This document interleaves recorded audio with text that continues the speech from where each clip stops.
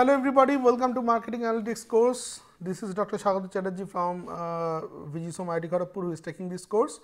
We are in week 11 and this is the last video in week 11. This is regarding another paper which talks about drivers of helpfulness of online hotel reviews, the sentiment and emotion mining approach.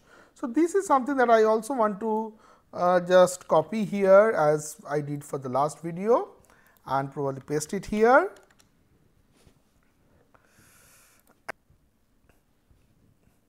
And you can again see this thing. So, all two versions you can see it in my in the Science Direct, and you can also see in the same thing in the probably the ResearchGate as I have shown.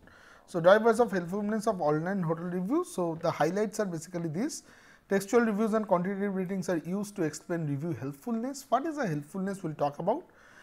Text mining is done to find the polarity, sentiment and emotions from the text. This is something that we find out. Econometric and machine learning techniques were used and contributes towards review performance literature and review management strategy.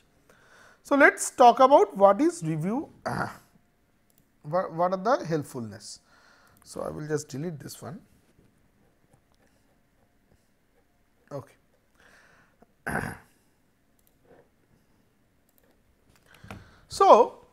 So, online hotel reviews are basically again these are important in performance indicators. They are second most trustworthy platform after recommendations from family and friends. So, the most important in a hotel choice is what your family and friends are suggesting. But after that, after taking into account your family and friends recommendations, the next thing that you generally go for is the online review platforms. And these are also source of information for prospective customers. So, online hotel reviews are basically important. It is very easy to understand that they are important source of information. So, if they are important source of information, and if I am a hotel person, I have to also know that which reviews will be more contributing towards customers decision making and which reviews will be less contributing towards customers decision making. So, in other words, which reviews will be more helpful and which reviews will be less helpful. Now, if I know this information that this review is more helpful and this review is less helpful, then using that information I can probably find out that if that particular helpful review is a positive review, I should probably boost it up further. I should spend money on that particular review to so that it gets shown in various places through digital marketing or whatever. On the other hand, if there is a review which is negative and which is going to be very helpful for the customers, that means which is decisive and negative, then I have to do whatever I can do. I can probably call that reviewer and say that why this happened, why don't you change the review, I will give you better service next time, this, that. So, some service recovery mechanisms we should take up. So, or if that particular customer is very adamant, then I have to create certain digital marketing strategy, so that that negative reviews does not gets very much viral or something like that. So, any service recovery kind of strategy, image recovery kind of strategy we have to take. So, before we decide that which review, but then there is a negative review, let us say, which is not going to be very helpful. Somebody said that this is very bad, I do not like this hotel, but that is all, no reasoning, nothing. So, that review might not be very helpful review.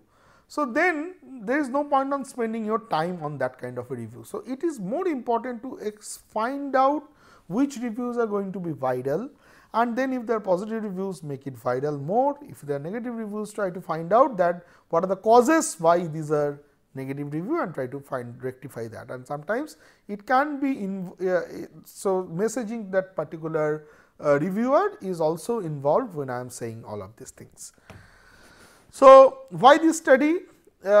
If we could correctly predict a potentially popular review, as I was telling, it could certainly help both the hotels and the consumers alike. If I know that this particular review is going to be very popular, it will help hotels because hotel can take corrective measures. How it will help the consumers?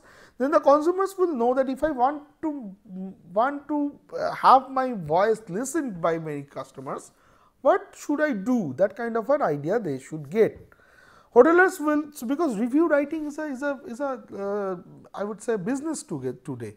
So, you will know there are lots of influencer marketing guys who sometimes write positive review about a product, Sometimes also negative reviews about some other products and get paid for it. So, that also becomes important a variable which ethical questions are keeping aside, that whether this particular thing model that we are developing can be used in that context also, to know that okay, this review is going to be more helpful or more viral or more decisive, and that reviews is less decisive. So, that kind of decisions can also be made. So, going ahead, hotels will get genuine feedback which would lead them to enhance quality, that is also important. Shortlisting of reviews is possible for customers which will help them for purchase decision making. So, that is also an important aspect. Hotels can motivate satisfied customers to write online reviews which will enhance their branding and value proposition.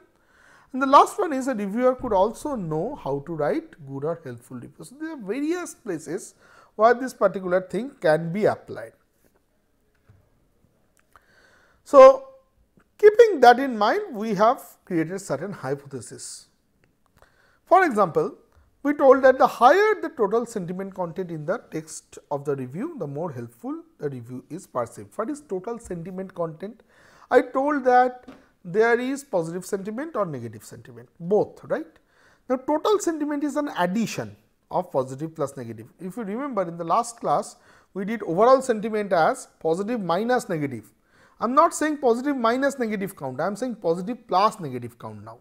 So, positive plus negative means, if let us say if in a text I have 10 positive worded positive words and 15 negative words, then the total sentiment content is 25. That means, anything that I am expressing good or bad, rather than being neutral, I am saying, I am putting my opinion in 25 aspects or not in 25 different ways. So, that is something which I am saying is helpful. When people give very neutral diplomatic answers, those are not decisive reports or decisive reviews.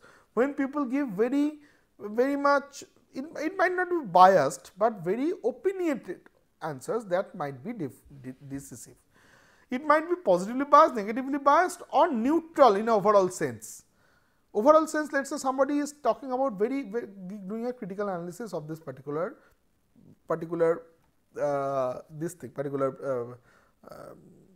training program or this course that we are doing.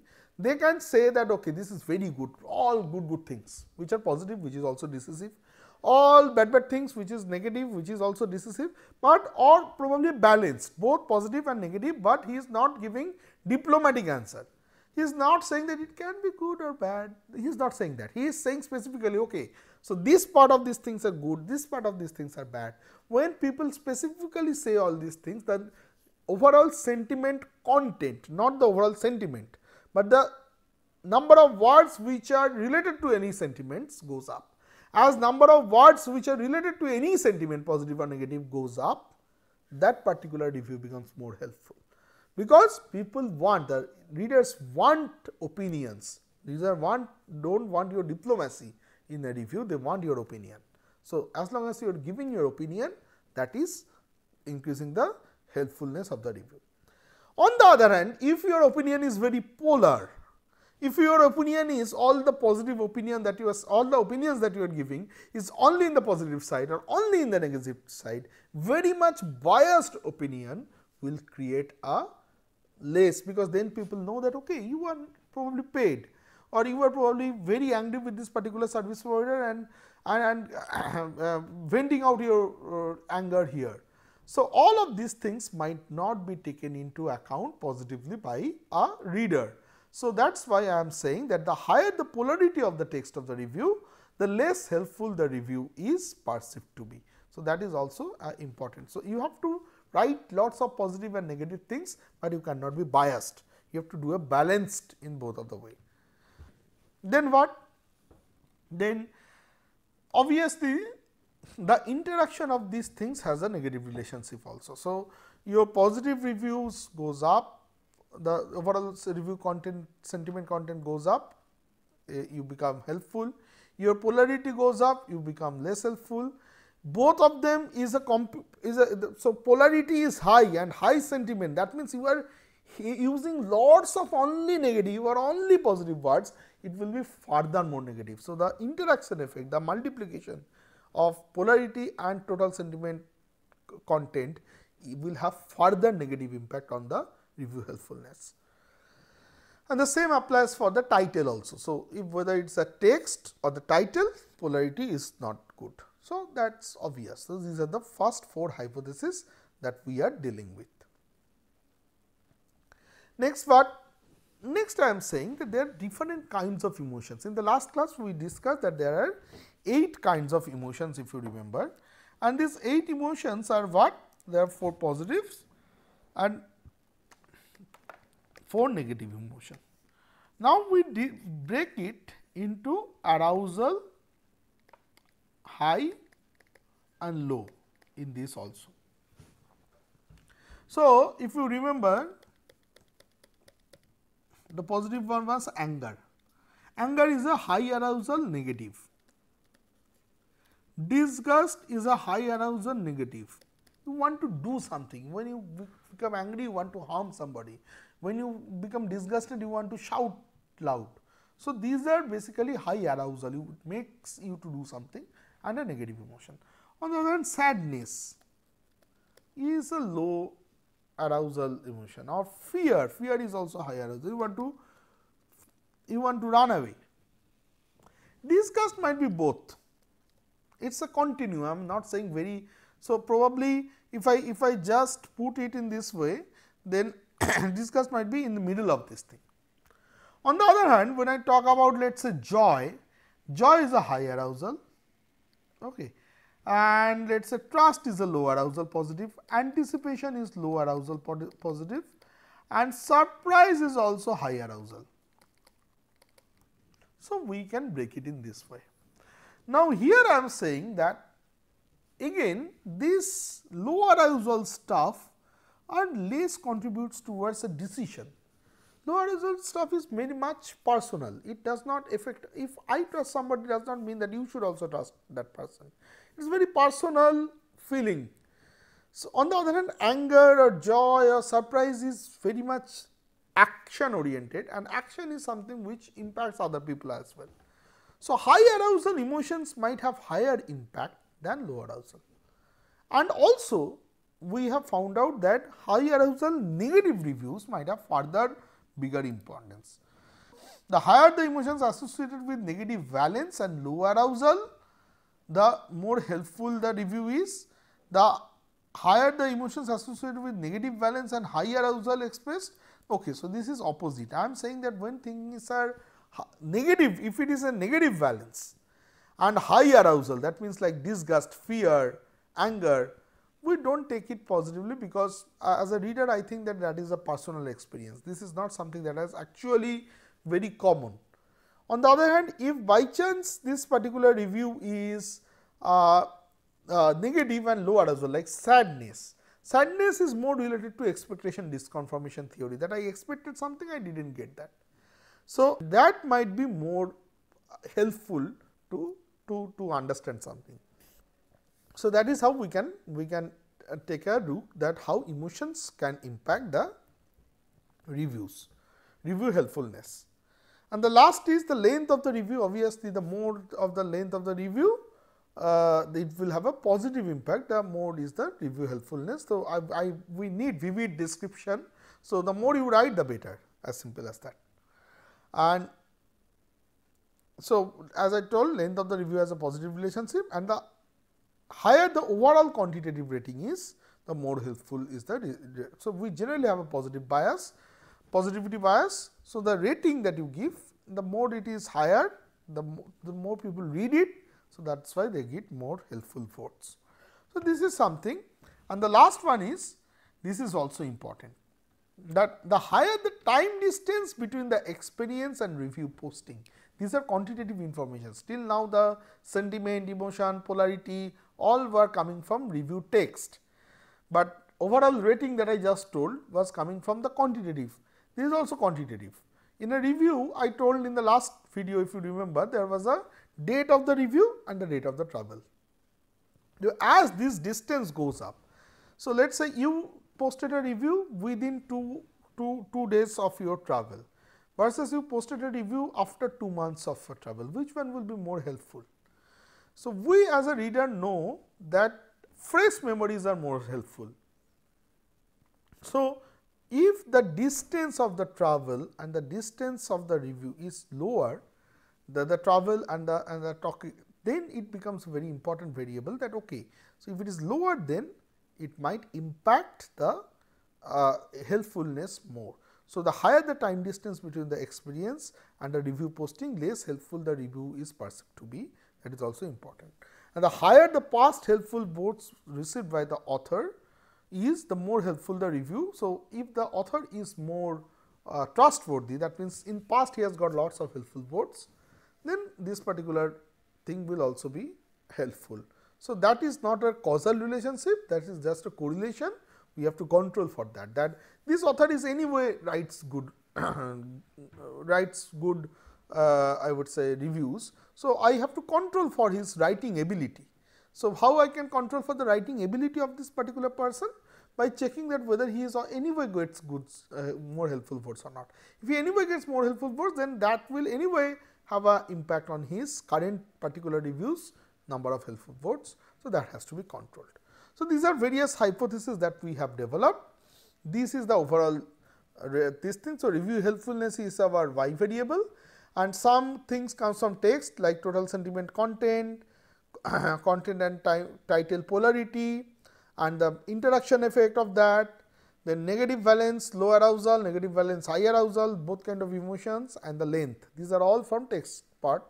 The quantitative rating comes from the and then some reviewer characteristics and review characteristics. Reviewer characteristics is how many past helpful votes he has got, and review characteristics is the distance, the time distance between the review posting date and the travel date. All of these things we have brought into the model and try to predict and explain review helpfulness.